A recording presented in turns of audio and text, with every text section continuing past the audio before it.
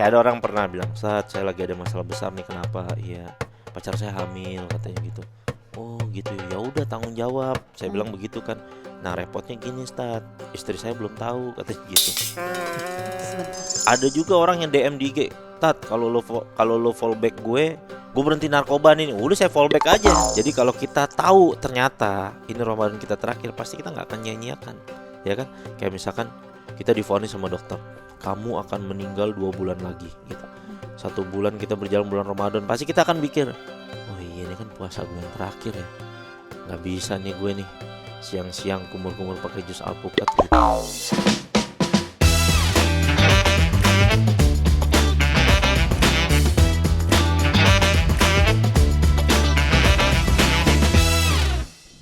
Hai Besti, kembali ke Biana, semoga Gesa Dika. Jangan lupa like, share, subscribe semua sosial medianya Bun Lifetainment.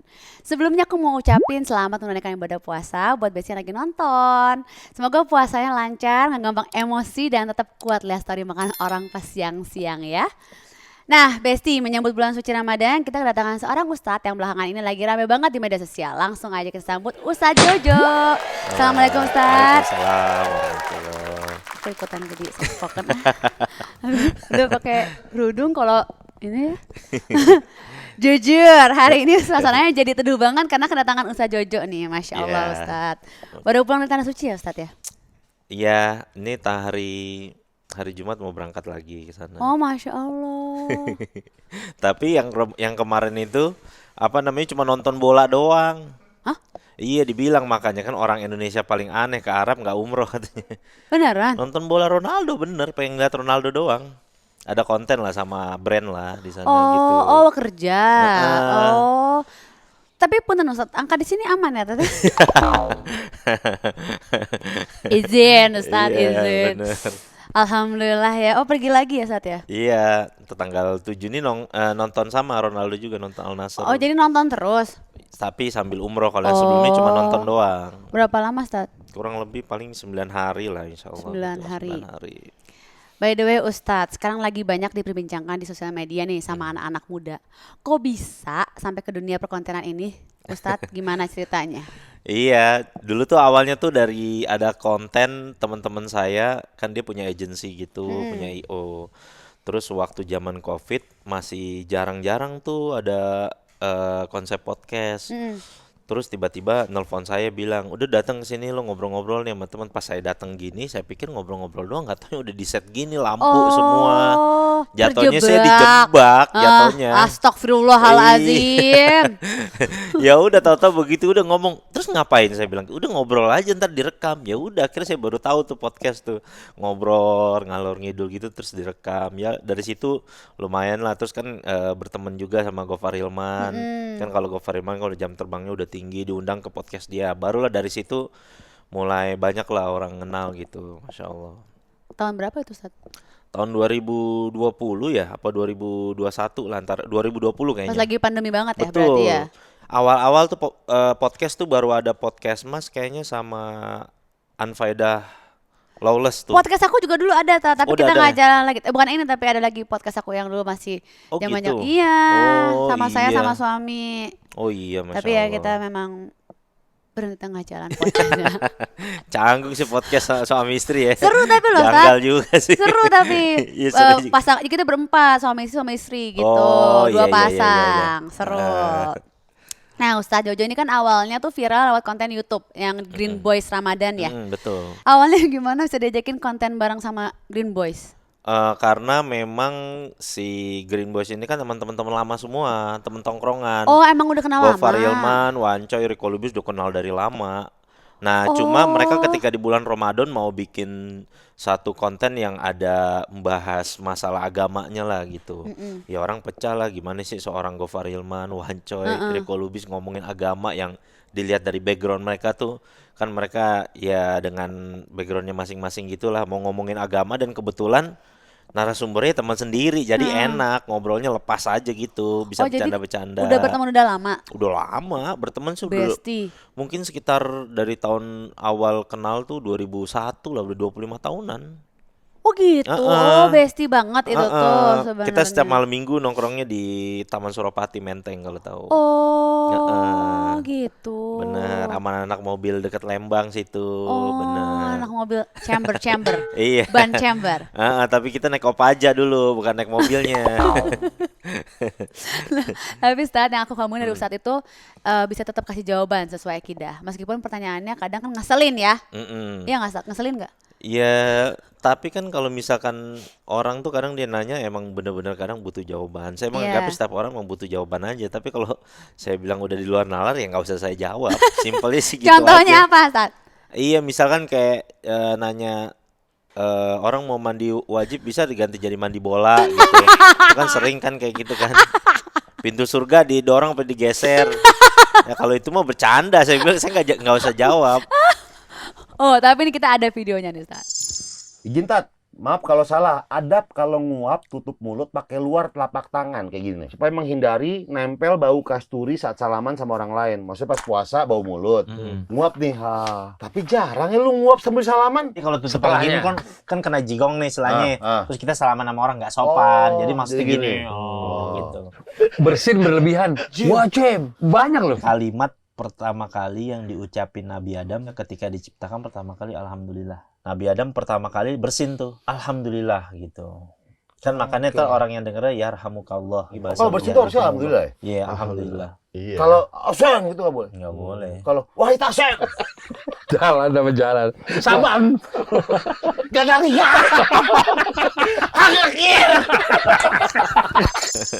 Tapi gimana Ustadz menanggapi? Untung udah kenal lama ya saatnya, jadi udah biasa ya? Udah kenal lama, udah tahu memang bercandanya kayak gitu. Dalam hati astagfirullah terus nggak? Enggak, sabar aja. Ya memang maksudnya ya tantangan juga buat kita gitu kan, karena memang ya kita tahu lah temen bercandanya seperti apa, Iya. dulu bercandanya kayak gitu ya. Jadi ya mau gimana? Mereka mau ada pertanyaan-pertanyaan tentang agama aja kita tuh bersyukur.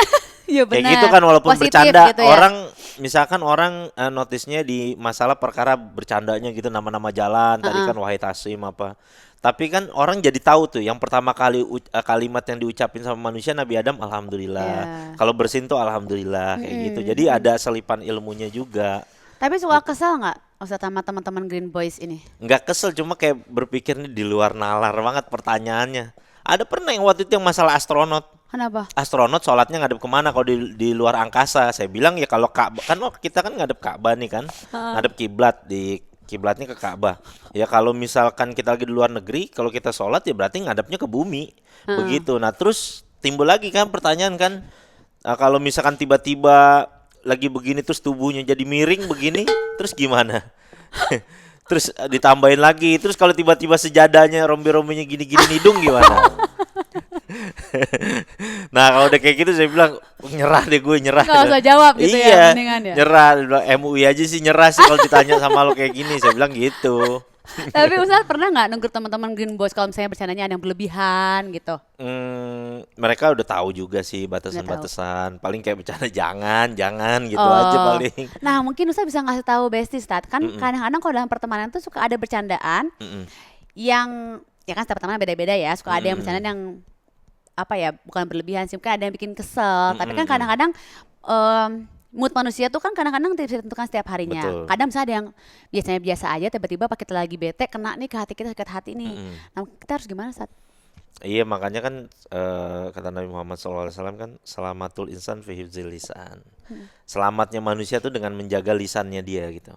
Jadi orang tuh nggak akan pernah dihisap karena dia diam dibandingkan banyak bicara. Makanya kalau kita ngomong perhatiin lagi. Kalau misalkan ngomong sama orang sekiranya belum kita kenal, atau kita baru ketemunya jarang-jarang, kalau bisa hati-hati ngomong sama orang. Kecuali kalau sama teman, kadang-kadang misalnya dia tersinggung, kita tahu dia tersinggung, besoknya insya Allah kita ketemu lagi. Maafin ya kemarin gue bercandanya keterlaluan, gitu. Kalau kita minta maaf kan insya Allah selesai di dunia gitulah. Tersinggungnya kan kadang kalau orang bisa sakit hati tersinggung, bisa sampai sidangnya bisa sampai akhirat tuh. Nah berat ya Ustadz? Berat. Nah kalau misalnya kayak aku gini, maaf nih potong. Kan kita kan banyak ngobrol sama orang ya. Kadang kan kita maksudnya ada yang kita sadari, ada yang kita nggak sadarin. Mana kata-kata yang menyakitkan, mana yang enggak. Kalau kata-kata yang kita nggak sadari menyakitkan orang lain, tapi kita nggak sadar nih, kita harus gimana? Ya bahasa sopannya kayak di negara kita kan biasa ngomong, maaf nih saya mau nanya gini boleh nggak gitu. Mm-mm. Kita menawarkan dulu kalau misalkan dia bilang perbolehkan, maaf nih, gue mau nanya, boleh dijawab atau enggak gitu kan. Heeh. Itu kayak bahasa sopannya minta permisinya lah gitu. Kalau misalnya kita udah ngomong kayak gitu, artinya dia kan udah ridho gitu, udah ya boleh aja mau nanya, nggak akan tersinggung. Kalau misalkan dia nggak jawab ya nggak apa-apa, itu kan hak dia juga. Paling gitu biasakan lah punya kayak budaya minta maaf kalau misalkan mau bertanya sesuatu yang sekiranya takut tersinggung atau bicara gitu sama dia. Oke, Ustadz punya rumus sendiri nggak, Ustadz? Salah lagi ya. Sih, mau ngomong sih sama Ustadz. Maaf nih Ustadz ya, suka belepotan kalau ngomong Jadi kita takut ini. Biar ngomongin agama ke teman tuh jadinya tuh nggak menggurui gitu, atau nggak bikin orang tersinggung. Iya, kita jangan merasa bahwa kita tuh orang yang lebih baik dari mereka gitu. Kalau kita ujiannya kan berat kalau orang tahu agama tuh, kita kadang-kadang suka merasa kita tuh lebih baik dari mereka, ibadah kita, ilmu agama kita. Ya harus menganggap kita sama aja, semuanya kan sama manusia. Manusia nih semuanya di sisi Allah kan derajatnya sama aja sebenarnya. Yang tahu orang ini mulia nih enggak nih kan di sisi Allah Subhanahu wa taala aja. Kayak contoh ada satu cerita dulu kaum Bani Israel tuh ada seorang ahli maksiat, dia lagi duduk di satu tempat, terus tiba-tiba di sebelahnya ini duduk seorang ahli ibadah. Orang ahli ibadah ini saking solehnya gitu, dia kemana-mana tuh kalau jalan diikutin awan. Jadi saking solehnya duduk nih di samping dia. Terus orang yang ahli maksiatnya yang suka bikin dosa, dia bilang, mimpi apa saya duduk di sebelah orang yang ahli ibadah ini, itu segala macem. Dia sampai terkesan gitu, kayak seneng banget kok bisa gue duduk di samping sama orang yang ahli ibadah, orang soleh seperti ini. Sedangkan orang yang soleh itu, dia bilang, mimpi apa saya semalam kok saya bisa duduk sama seorang ahli maksiat ya, tukang dosa ya. Ketika si ahli maksiat, si dosa ini mengingat orang ini, dia sehingga ada keinginan tobat gitu, mendapatkan suasana sahdu, jadi ingat kepada Allah. Dan dia ketika itu tobat, pas berpisah awannya pindah ke orang yang ahli maksiat ini. Dan orangnya ini jalan udah gak dinaungin awan lagi. Oh, Masya Allah. Jadi saking apa ya, Allah Subhanahu wa taala tuh nggak mau ada orang ahli ibadah atau apa tuh punya penyakit hati yang merasa diri lebih baik dari orang lain. Dan tuh tingkatan yang kalau untuk orang awam sih biasa, tapi kalau untuk orang ahli ibadah, untuk orang alim tuh nggak biasa di sisi Allah. Itu bahaya banget, punya penyakit merasa lebih baik dari orang lain kayak gitu. Kalau itu termasuk penyakit hati nggak, Ustadz? Betul, penyakit hati jelas. Itu kan namanya ujub, ria, bisa masuk ke klasifikasi ujub, bangga diri, terus merasa ria gitu kan. Ya kita kan nggak tahu keadaan kita sebenarnya di sisi Allah apa. Jangan-jangan kita selama ini sholat segala macam merasa tinggi di sisi Allah, tapi pas kita pulang menghadap Allah nggak ada apa-apanya semua amal ibadah kita. Dibandingkan orang kadang yang suka bikin dosa tapi dia merasa, ya Allah sampai kapan saya mau berhenti dari dosa saya, ya Allah saya mau bertobat, dia nangis gitu di tengah kesendiriannya, ya kan, nggak ada yang tahu gitu. Nah, Ustadz Jojo kan alhamdulillah sekarang udah lumayan terkenal nih, banyak dikenal orang. Menyangka nggak sih Ustadz? Ini pertanyaan nih, Ustadz. Aku mah nggak ngomong, Ustadz. Aku cuma baca, Ustadz. Mohon maaf, Ustadz. Izin, Ustadz. Kesinggung itu kan takut baru dibahas soal singgung, takut Maaf ya, Ustadz. Iya, nggak pernah nyangka sih. Bahkan dulu saya waktu ngajar belajar di pesantren, itu kan kalau di kitab-kitab ulama bahkan guru saya bilang, kasih tahu jadi orang terkenal tuh nggak enak katanya. Coba bisa tanya sama Mas Tara tuh. Enak gak jadi orang terkenal? Dari dulu kan terkenal tuh. Katanya jadi orang terkenal tuh nggak enak, terkadang ada sisi nggak enaknya. Maksudnya kadang-kadang nggak punya privasi atau segala macam. Tapi selama ini overall sih alhamdulillah saya nyaman aja. Kalau ketemu orang jadi kayak, ya banyak yang negor, minta foto kayak gitu aja. Paling kayak, bang minta video dong bang, temen gue nih bang kerjaannya masih make narkoba aja nih bang, paling gitu. Astagfirullahaladzim. Terus Ada yang begitu? iya sering banget kayak gitu, tolong nasehatin dong bang. Mungkin maksudnya, nih temen gue masih make narkoba nih bang, tapi nontonin lo bang, tolong bang lo nasehatin, mudah-mudahan ini bang bisa lo bang dia berhenti dari narkoba. Ya udah saya bikin begitu. Ada orang begitu, Ustadz? Ada juga yang begitu. Ada juga orang yang DM di IG, Tat kalau lo fallback gue berhenti narkoba nih. Udah saya fallback aja. Ustadz serius? Serius, banyak yang kayak gitu. Bener. Iya, Stat, kalau emang bener lu fallback gue nih, gue berhenti narkoba mulai hari ini nih, gue berhenti judi online ya. Udah saya fallback aja, bener ya, awas udah janji nih, saya bilang gitu. Serius? Iya. Oh, macam-macam Ustaz manusia di muka bumi ini ya. Sampai Iya. kaget kita. Iya kan, kalau bisa siapa tahu itu jadi amal ibadah saya juga di Iya. akhirat kan, gara-gara bener saya fallback dia seneng, terus dia ngerasa, oh saya udah janji nih gitu kan Dibalas sama. nggak Ustaz, sama orangnya? Wah seneng, dia merasa seneng, alhamdulillah kan salah satu ibadah yang dicintai oleh Allah Subhanahu Wa Taala, memasukkan kesenangan terhadap orang Muslim. Ya. Jadi nyenengin orang tuh ibadah yang besar di sisi Allah pahalanya. Masya Allah, ya. Gitu. Ya lagi juga apa mahalnya sih fallback doang. Apa susahnya gitu ya. juga begitu. Terus jadi suka WhatsAppan ada emang nggak Ustaz? Iya kadang nge-DM kalau misalkan dia lagi urgent, misalkan ada beberapa orang nanya, kalau lagi waktunya senggang ya saya jawab. Kadang bisa 3 hari atau 4 hari kemudian baru dijawab, nunggu waktu senggangnya aja. Bener berhenti nggak tuh Ustaz? Ya kan nggak tahu. Kayaknya suka Tapi paling curhat. saya ancem-ancem, awas ya kalau gitu lo bisa kena azab lo. Gitu. Kalau bohong lo awas lo masih main judi online lagi gitu. Karena udah janji kan Iya, ya. kadang dia pakai fake account gitu kan, nge-DM gitu. Stat gue malu Stat mau pakai akun asli gitu kan. Ya udah nih gue DM lo nih, kalau lu fallback gua katanya gitu. Gue berhenti nih katanya gitu. Nah, saat kalau apa hukumnya kalau orang yang mengingkari janji? Janji kan adalah hutang prinsipnya dalam Islam. Ya pasti akan ditagih di akhirat. Kalau kita setiap berjanji sama orang tuh makanya kita harus tanya apa ya, saya pernah janji apa. Kalau ada orang nagih kita pernah janjiin apa, harus ditunain. Atau kalau kita nggak nyanggupin ya udah kita bilang maafin ya, tolong diikhlasin di dunia ini gitu. Jadi janji adalah hutang. Janji adalah hutang, itu bakal dipertanggungjawabin nanti di hari kiamat gitu. Gak main-main ya Ustaz ya? Nggak main-main. Gimana kalau cowok-cowok yang suka janji-janji palsu ke bestinya? Suka ghostingin Iya cewek benar gitu. itu. Nah, gimana tuh Ustaz? Iya Pasti intinya cewek-cewek- jangan janji-janji, misalkan kayak dia, saya mau nikahin kamu nanti bulan April. Iya bener ya, iya oke. Mundur lagi, tapi dia harus kasih alasannya kalau mundur. Kalau ternyata dia cuma mau nyenengin bohongin kayak gitu doang, ya dia bisa dapat dosa. Dosa kan Ustaz? Iya. Tuh besti dosa, Dimintain nggak nanti. boleh ghosting-ghosting gitu ya Ustaz ya? Nggak boleh dong, Nggak kesian. boleh, kasihan Ya anak simpelnya orang. kalau kita punya anak perempuan cewek di ghosting-ghosting sama cowok lain, mau nggak? Ih, Ya jangan. nggak mau kan, nauzubillah Ya kan. Allah, Nah makanya nauzubillah. jangan suka ghosting-ghostingin orang begitu. Nah menurut Ustadz nih, jadi public figure religius tuh tapi tetap gaul itu lebih banyak tantangan atau keuntungannya?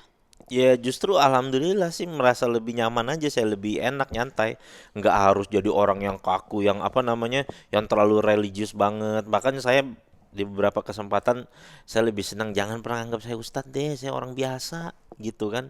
Saya pengen tuh sama orang tuh ngobrol jadi kayak layaknya temen. Karena kan kalau ustadz tuh kan wibawanya, tanggung jawabnya besar gitu. Coba kalau jadi seorang ustadz ternama, kadang-kadang kita lagi pengen nonton bioskop gitu. Kok Ustadz nonton bioskop ya gitu kan? Masih disalahin tuh. Emang Ya nggak kan? boleh Ustadz? Iya, Boleh kan? sebenarnya boleh aja, cuma kan kadang-kadang kayak Dijudge aja gitu dijudge ya? gitu. Kok Ustadz nonton bioskop ya? Janggal banget gitu. Berat gitu kayaknya ya? Berat, iya, makanya saya mau jadi orang biasa aja, jadi biar bebas ngapa-ngapain gitu. Yang penting selama nggak bikin dosa gitu. Iya benar. Heeh. Ustadz gaul tuh jadi bisa apa adanya gitu Iya, ya? nongkrong mau di mana ya nggak masalah, selama saya bisa jadi dapat manfaat kayak gitu ya silakan aja Memberikan gitu. orang manfaat juga dengan Iya. kan cara-cara apapun ya Ustadz ya, ngasih Heeh. manfaat ya Ustadz. Iya ya, selama ini yang saya bisa ya saya ngasih ilmu, ngasih pencerahan ya gitu kan. Ya mau ke depannya sih ya kayak Baim Wong gitu, bagi duit. Oh ya amin. Iya. Kayak Amin, PS Store gitu. Nah, Bagi amin. duit gitu. Kayak Mas Amin. Raffi Ahmad gitu ya kan, bagi-bagi duit gitu. Itu kan Amin. Masya Allah udah levelnya lebih sedekah. Kan cuma kalau kita punya tenaga lebih, kita bisa memberikan sedekah tenaga. Ada ilmu lebih, kita bisa sedekah ilmu. Ada harta lebih, bisa sedekah harta. Kayak gitu aja. Amin. Konten seperti apa sih Tat, yang paling nyampe nih ke anak muda zaman sekarang? Anak muda zaman sekarang tuh nggak suka ngomongan bertele-tele dia. Contohnya?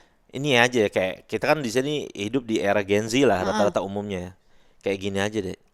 Orang jadi sales mobil zaman sekarang itu nyantumin nomor telepon aja di situ di brosurnya itu. Mana mau anak sekarang tuh nyatet-nyatet gitu segala Iya, macam. benar. Gak mau yang ribet-ribet, padahal itu hal simple loh. Dia mau dikirimin apa, linknya tinggal tekan langsung Iya. ngobrol. Begitu mereka mau sesuatu yang simple. Jadi makanya kalau nerangin mereka, saya tuh nggak usah berbelit-belit. Ini fatwa dari ulama ini panjang gitu, nggak usah berbelit-belit. Langsung aja saya iniin gitu. Kayak ada pernah nanya, Intinya. Kayak ada orang pernah bilang, "Saat saya lagi ada masalah besar nih, kenapa?" Iya, pacar saya hamil katanya gitu. Oh gitu ya, ya udah tanggung jawab. Saya bilang begitu kan. Nah repotnya gini, Stat, istri saya belum tahu katanya gitu. Allah, Repot kan? repot, Repot kan? banget. Makanya ya udah, Allah. daripada saya ngomong panjang-panjang dan cerita gitu kan, ya udah sekarang gini. eh Kamu mau nunggu, mau ngumpetin ini atau dikasih tahu, pasti suatu saat akan terbongkar juga. Saya bilang ya udah, sebagai laki-laki kita belajar. Laki-laki itu yang dimintain komitmennya kan bukan masalah dia harus setia, tapi dia tanggung jawab. Laki-laki kan hidupnya penuh dengan tanggung jawab. Ya kan? Kamu harus tanggung jawab, bilang sama istri kamu, bilang kayak begini, kamu hilaf ini segala macam. Kalau istri kamu ninggalin kamu atau minta cerai, ya itu resiko yang harus kamu hadepin. Benar. Berani berbuat ya berani bertanggung Tanggung jawab, jawab, begitu. Dan soal masalah nanti pacar kamu yang hamil, ya udah tuh urusan kamu, saya nggak ngerti, saya bilang. Tapi saya Berat saranin kamu ngomong sama istri segera, saya bilang kayak gitu.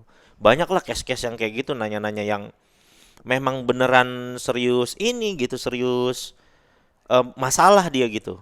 Kayak dia bilang, "Stat, gue putus sama mantan gue sakit hati banget, Stat.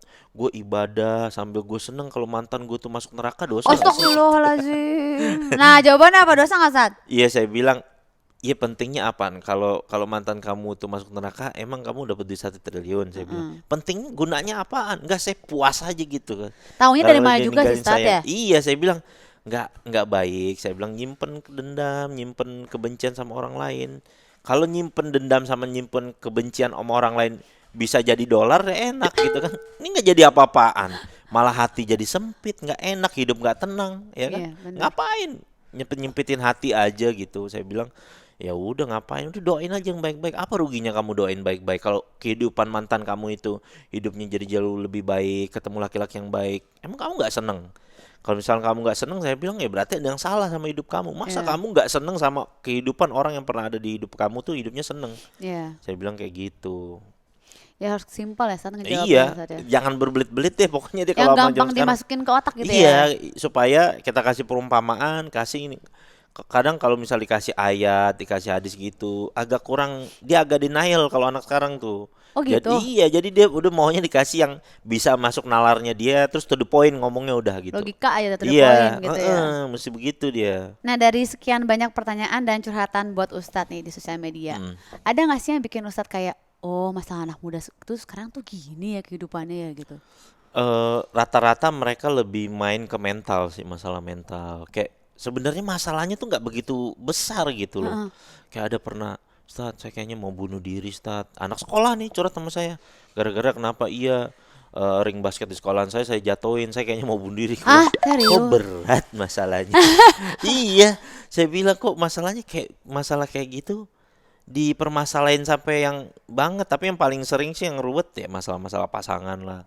Kayak misalkan istrinya selingkuh atau dia ada yang punya pasangan istri baik-baik aja tapi terus dia selingkuh, terus selingkuhannya minta dinikahin, ya kayak gitu-gitulah, banyak lah Oh, cinta-cinta cara private. Babaliut ya. Betul kayak gitu, paling ya saya kasih tahu aja kayak gini, kayak gini, kayak gini. Artis-artis juga ada juga lah kayak gitulah. Artis siapa? Nggak ada yang bercanda. Biasanya kalau artis tuh gesekan sama manajernya, kayak gitu, sama Oh, temennya. pergesekan Terus pergesekan. merasa diri gue punya penyakit NPD nggak ya, kayak gitu-gitulah. Oh, Cara mempertanyakan ngilangin, dirinya. cara Oh, ngilangin penyakit NPD itu gimana? Kayak gue ngerasa kok ini gue baik-baik aja gitu. Kayak ada orang yang dia tuh cuma pengen diakuin aja gitu kalau dia tuh bener. Ada juga yang model-model begitu. macam-macam. Iya, tapi kalau saya skakmat aja yang kayak gitu-gitu. Ya udah lu mau dengerin gue enggak, ini ya enggak. Jangan buang-buang waktu gue aja nih, tolong gitu kan. Kecuali kalau lu jadikan gue kayak psikolog, ada tarifnya, biarin deh tuh lu mau ngomong apaan sampai busa gue dengerin, ya kan. Kadang kalau lu curhat, udah curhat, gue luangin waktu gue, lu masih tambeng, coba, ya kan? Repot jadinya. Repot, agak repot. Terserah deh nih mau dibaca mau denger apa nggak, terserah deh gitu ya. terserah gitu. Jadi mau kasih tahu deh gitu ya. Kayak gitu. Tapi sekarang Ustadz lebih banyak dakwah offline atau lebih sering upload konten agama di sosial media? Kebanyakan sih podcast kayak Podcast. gini, terus di tempat nongkrong coffee shop, terus Oh iya? endorsement brand-brand kayak gitulah. Kalau di Banyak coffee lah. shop gimana set acara? Kalau coffee shop kayak kemarin nih, saya baru pulang dari Palu itu eh, kolaborasi sama Gerakan Rakyat Anti Narkotika Nasional gitu, Granat tuh di sana, terus dikumpulin tuh orang sepalu tuh datang di coffee shop. Ya udah saya kayak diri terus kayak sharing session aja kayak gitu. Gimana Oh. caranya berhenti narkoba, pengalaman saya gimana caranya. Terus cara misalkan ngedapetin teman-teman yang kayak gini tuh banyak lah gitu. Oh, jadi lebih santai ya Santai, suasananya. ada juga kemarin tuh unik juga tuh ada satu tiba-tiba mbak-mbak pakai cadar dia nanya kan nggak usah saya mau tanya gitu. Jadi saya punya teman katanya teman saya sering ke kajian bareng, dia baik wanita bercadar gitu segala sering kajian bareng tiba-tiba ada tsunami waktu itu kan di Palu itu orang tuanya meninggal dunia. Terus abis itu dia pisah sama suaminya tiba-tiba suaminya meninggal apa pisah gitu. Terus tiba-tiba dia stres jadi makan narkoba dia bilang begitu. Jadi makan narkotika sekarang tuh kayak kayak orang stres kayak gitu saya harus gimana kayak gitu sampai nangis-nangis lah ceritanya kayak gitu-gitu. Ya akhirnya ya saya kasih tahu begini begini begini begini itu di depan forum banyak orang kayak gini besar gitu tempat coffee shop gitu. Terus Ustadz, apa jawaban Ustadz waktu itu? Saya kasih tahu, saya bilang kalau kamu mau teman kamu balik lagi, tinggalin dunia itu kan, saya bilang ya sering-sering kasih hadiah, saya bilang kasih nasihat, tapi saya takut terpengaruh dia, soalnya ngomongnya udah rada-rada ngaco kayak gitu. Saya bilang ya udah kamu kirim aja surat, pakai surat atau pakai hadiah, kamu ingetin, abis itu kamu doain. Dan yang satu hal yang paling kamu harus sadari, walaupun dia bestie kamu, teman kamu tuh nggak akan pernah bisa bertanggung jawab atas kehidupan orang lain dan kamu nggak akan ditanya pertanggungjawaban tentang teman kamu di hadapan Allah kecuali kamu udah ngingetin dia, udah nasehatin dia dan kamu alangkah baiknya lagi kamu doain dia. Kalau udah itu ya udah selesai. Suatu saat insya Allah lah teman kamu bisa balik lagi ninggalin dunia yang kayak gitu gitu. Oh, Ustadz, kalau kayak gitu benar juga ya. Pertanyaannya adalah kalau misalnya kita mau mengajak teman kita untuk lebih baik lagi gitu ya Mm-mm, dalam mm-mm. segala hal. Tapi teman kita tuh misalnya nggak mau dengerin, kan suka banyak teman-teman yang Iya, bebel mm-mm. gitu ya. Itu gimana? Sampai mana kita harus membantu teman kita, Ustadz? Ya nggak apa-apa, kita cukup nunjukin sikap kita ke dia. Baik cepat atau lambat dia akan menyadari bahwa kita ini adalah teman yang paling baik dalam kehidupan dia. Cepat atau lambat dia pasti akan nyadarin. Mungkin dia nanti lambatnya 5 tahun, 10 tahun lagi, ternyata dia teman yang baik ya. Walaupun gue bercandanya kurang masuk, kurang nyambung, bergaul sama dia, tapi dia kalau ada sesuatu yang salah sama hidup gue, kok baik banget yang ngasih tahu gue gitu. Cepat atau lambat pasti tahu gitu. Dan memang ujiannya orang, kita berbuat jahat, kita ngina orang, ada ujiannya kan, pasti orang itu bisa marah. Apalagi kita berbuat baik juga. Ada aja orang berbuat baik, ada ujiannya, berbuat ngomongin orang atau menghina orang juga ada ujiannya juga. Jadi ya udah itu harus resiko yang kita terima. Yang penting kan kita mau show off di hadapan Allah aja biar Allah tahu saya nih sayang sama teman saya ya Allah gitu. Makanya saya nasihatin dia gitu. Ya kita mah sebatas ngasih tahu aja ya. Ini Iya ngasih orangnya tahu gimana? jangan dong kayak gitu. Gue sayang sama lo. Serius dah gue pengen kehidupan lo lebih baik. Udah lo urus aja deh urusan lo sendiri. Ya udah sisanya serahin aja sama Allah kita doain aja. Karena rata-rata tuh ya sunatullahnya tuh kehidupan di dunia ini kalau ada manusia yang hidupnya nggak bener pasti Allah Subhanahu Wa Taala tuh kirim manusia buat ngingetin dia. Oh, Kayak di Al-Quran tuh kan Firaun kan hidupnya nggak bener, ngebunuh bayi, terus zolim sama orang. Allah sayang, cara sayangnya Allah sama Firaun tuh dikirim Nabi Musa untuk ngingetin gitu. Nah rata-rata sekarang itu juga karena udah Nabi udah nggak ada. Nah orang itu ketika dia berbuat banyak berbuat dosa dan ngerasa dirinya baik-baik aja. Sebenarnya kadang ada temen yang datang nyamperin dia nasihatin itu hakikatnya sebenarnya Allah yang ngingetin dia.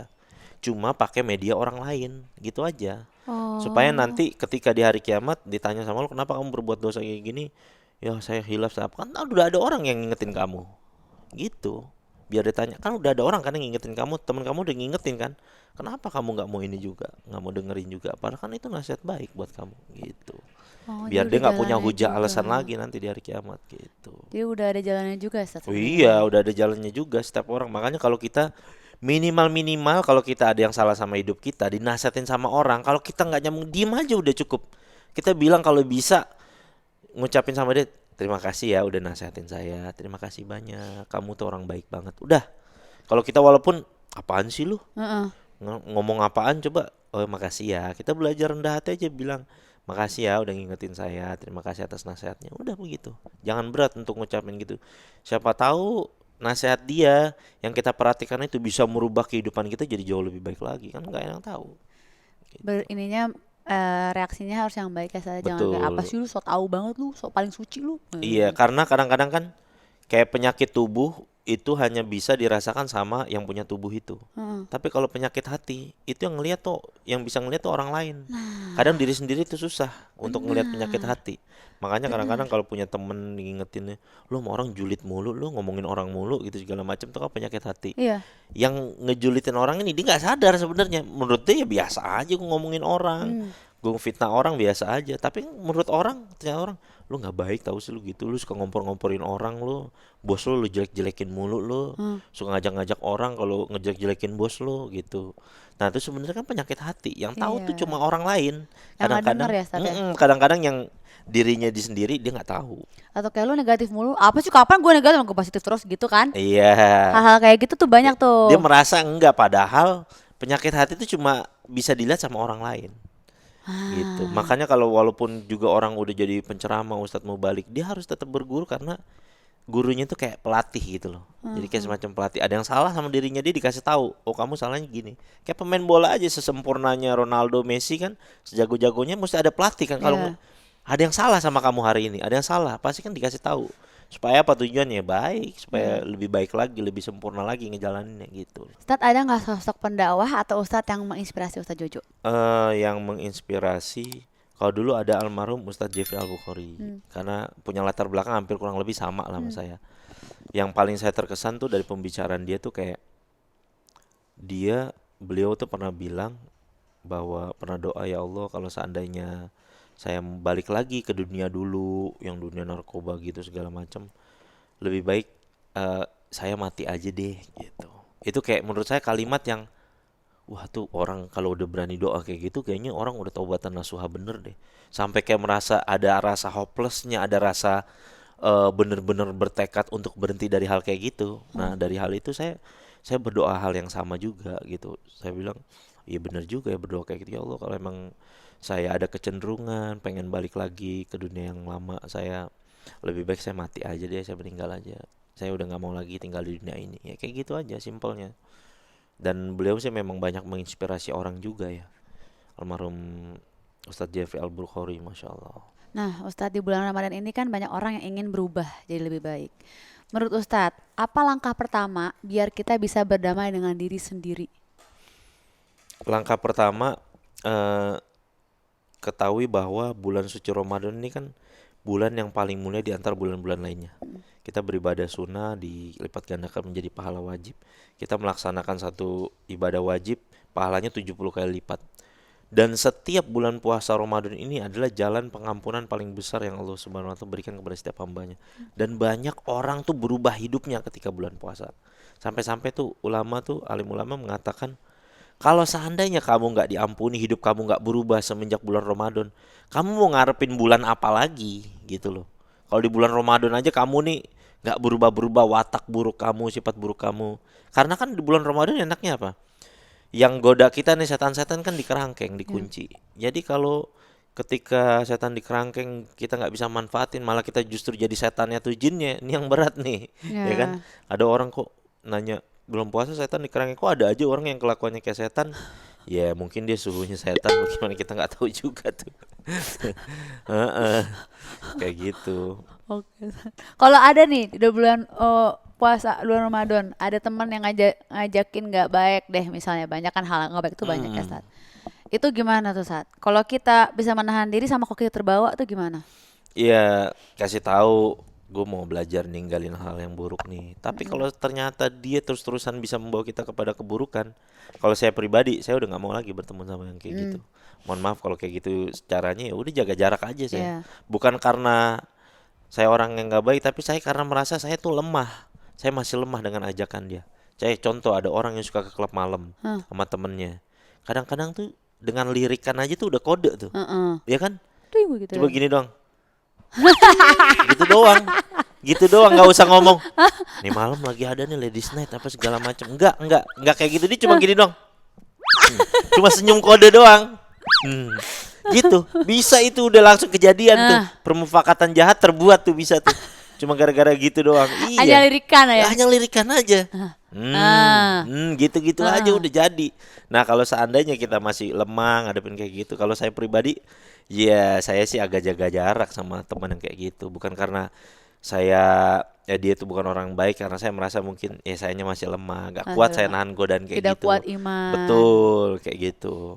Jadi boleh nggak Ustaz kalau di Islam, secara Islam kita menjauhi orang yang memiliki apa namanya benar kayak efek buruk ke kita gitu, toksik kali ya, atau ya nampak negatif lah untuk kita. Ada Boleh orang nggak, kan, Ustaz? bahkan Nabi Muhammad SAW kan bilang kan, orang yang perumpamaan orang yang berteman dengan orang baik seperti orang yang berteman dengan pedagang minyak wangi. Heeh. Kalau kita sering berteman sama pedagang minyak wangi, pasti kita akan ikutan wangi.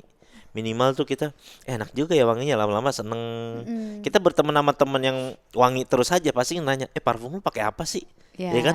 Jadi keikutan wangi kita itu. Nah, itulah perumpamaan kata Nabi. Kalau sering-sering berteman dengan orang yang baik, pasti ada kebaikan yang dia lakukan hari-hari itu bakal nempel di kita. Nah, begitu juga berteman dengan orang yang buruk tuh diumpamakan seperti orang yang berteman dengan pandai besi. Kan kalau dulu tuh mau bikin apa-apa dari pandai besi. Kalau kita nggak kena percikan apinya, minimal asapnya pasti kebagian Iya. gitu. Jadi pasti ada efek buruk yang didapatkan sama diri kita dengan berteman dengan orang yang buruk itu. Makanya tinggal pilih mau berteman dengan orang yang baik atau berteman dengan orang yang buruk. Kalau saya simpelnya gini, saya ajarin sama teman-teman sekalian. Kita berteman ya sama siapa aja. Nabi Muhammad SAW mau berteman sama siapa aja. Beda agama, mau sama orang Yahudi, seorang Nasrani, silakan aja. Tapi kalau teman dekat, itu jadikan bestie kita tuh benar-benar orang yang ngajakin kita tuh arahnya tuh ke kebaikan aja. Yang auranya tuh positif aja. Kenapa? Karena dia akan mempengaruhi besar dalam kehidupan kita. Orang kayak gitu. Makanya kata Nabi Muhammad SAW, menyendiri itu lebih baik daripada berteman dengan orang yang buruk. Jadi di sisi Nabi Muhammad, kamu jadi orang yang sendiri, jadi orang yang introvert tuh lebih baik daripada kamu punya teman yang buruk. Punya teman yang baik lebih baik daripada menyendiri, kata Nabi. Jadi berteman dengan orang yang baik tuh lebih baik daripada kita jadi orang introvert yang sendirian gitu, yang menyepi gitu. Jadi lebih baik ya kalau misalkan temen nggak bisa datengin manfaat kebaikan agama gitu. Terus dunia juga, misalkan kalau ada tuh kadang kan kita berteman sama orang agamanya udah hancur-hancuran gitu, tapi dia bisa nawarin kasih pekerjaan kita yang halal yang baik, ya kan bisa jadi jalan rezeki buat kita. Ya boleh berteman kayak gitu, tapi nih walah nih agamanya nggak ya hancur-hancuran, dunianya lagi pengacara lagi pengangguran nggak ada acara kan. Iya, ya mohon maaf. Kalau dulu kita masih muda kan nggak paham Iya. kayak gitu. Yang penting asik sih gue berteman sama siapa aja. Tapi kalau udah dewasa, otak kita udah nyampe, kita renungin lagi, manfaatnya apa berteman sama yang begini? Ngapain Bukan gitu? maksudnya sombong, tapi apa manfaat yang bisa gue dapet gitu loh.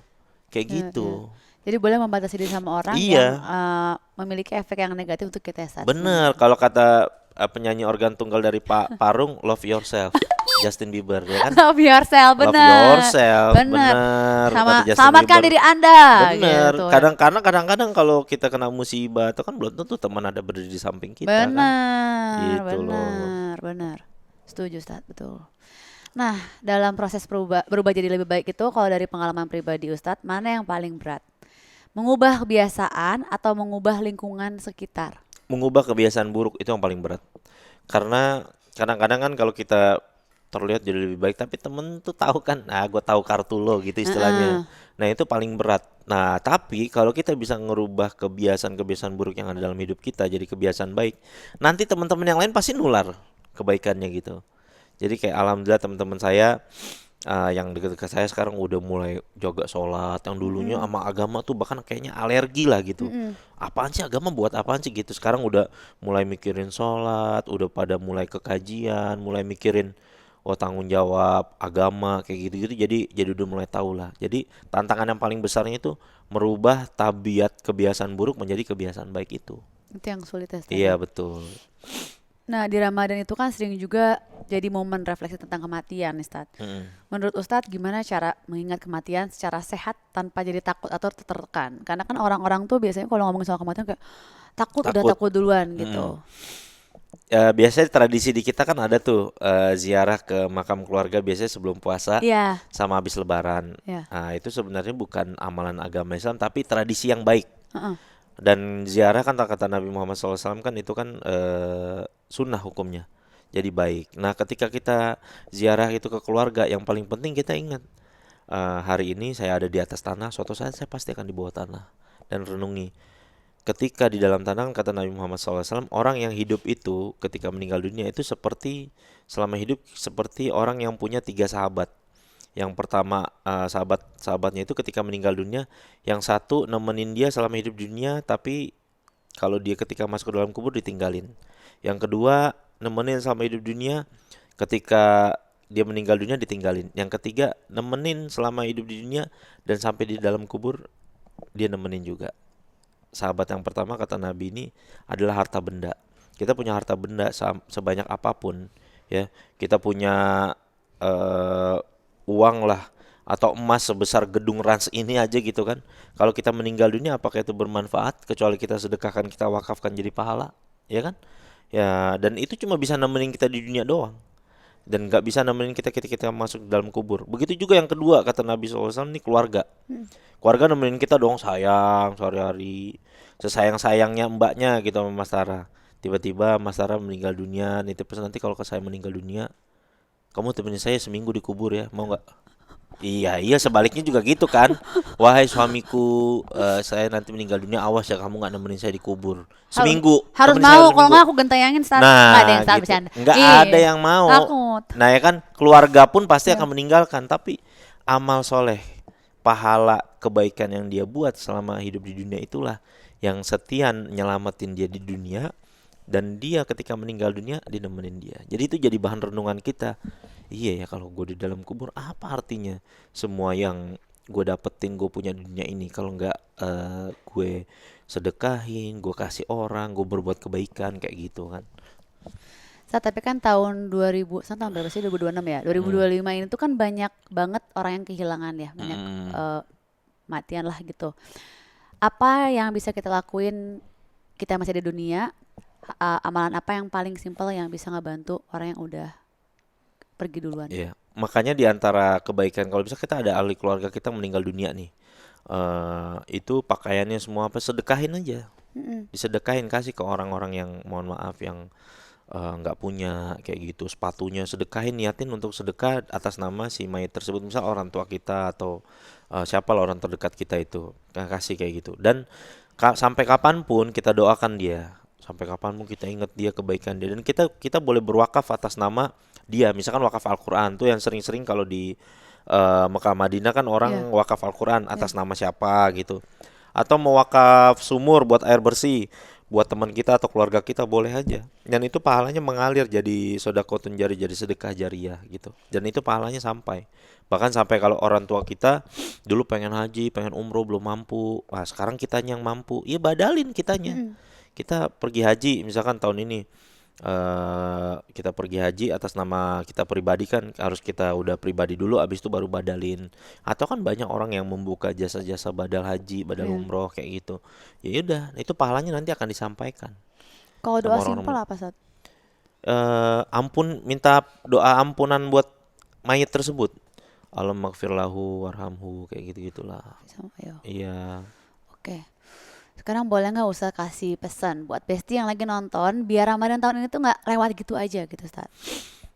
Teman-teman sekalian, kalau misalkan kita pahami bahwa bulan suci Ramadan ini momen kita nih buat hidup kita jadi jauh lebih baik lagi. Saya merasakan banget bulan Ramadan tuh selalu jadi momentum perbaikan kehidupan saya. Jadi saya pengen ngasih tahu tips teman-teman, kita pikirkan seakan-akan ini adalah Ramadan kita yang terakhir.